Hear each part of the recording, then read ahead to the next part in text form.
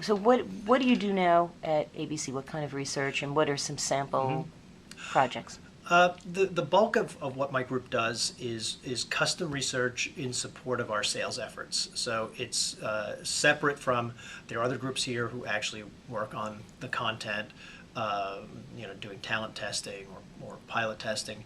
We actually do a lot of custom research on, one is on the effectiveness of our platforms and our other offerings for our advertisers. So we do a lot of ad effectiveness research or message testing. We also look at the attractiveness of our audience for our advertisers, so especially on the digital side. There's a lot of research surrounding the consumption patterns of our audience or other demographic characteristics of our audience that make them attractive to advertisers. And then that's probably 3/4 of what we do, or maybe more. And then there is a certain amount of research that is consumer insights research, whether it's tablet adoption. I think we were among the first to do research among iPad owners, which was about a year within the first year that the tablet was introduced. We did a lot of research on how people adopted them, what they were using them for, what it meant for our business.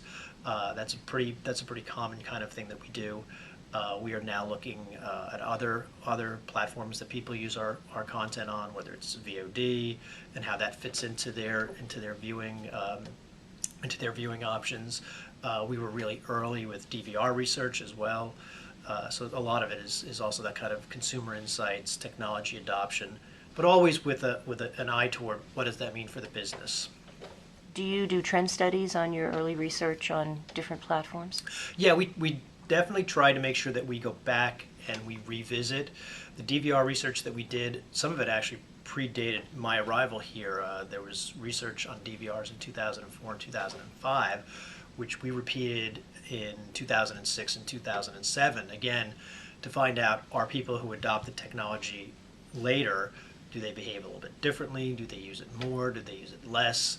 The same thing with tablets. We did 2 waves of research. First, among people who were among the earliest adopters. It was the first iPad before the second one had even come out. And then we did another wave a year later, again, to try and see very specifically, take the people who had the device for more than 6 months and less than 6 months, and use those as analytical groups and see, are those recent adopters different in their behavior than the earlier. And we try to do that as often as we can, because it's really, it is often the case that the early adopters are different. And we just want to make sure that if we do research early on, that we're not sort of misleading ourselves later on by assuming that everyone is still the same as those early adopters. So what were some of the takeaways from these studies? Yeah, we actually were, we presented the results twice, I believe it was, at ARF. And the second time around, we did notice that a little bit of a surprise to us, that the later adopters were using the tablet more for video than the early adopters, which we really hadn't expected.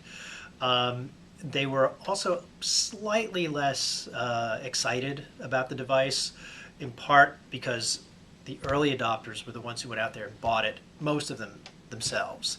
The second wave of adopters, a lot of those were given as gifts. And people liked it, they used it a lot, but they just were a little less passionate about it because it hadn't been their idea to go out and buy it. But overall, we found that a lot of the behavior was pretty similar. And the one thing we were really concerned about, would some of the behaviors be less prevalent in the second wave? And it turned out they were not less prevalent. And in any event, a couple of them, like video usage, were actually a little bit more prevalent in the second wave.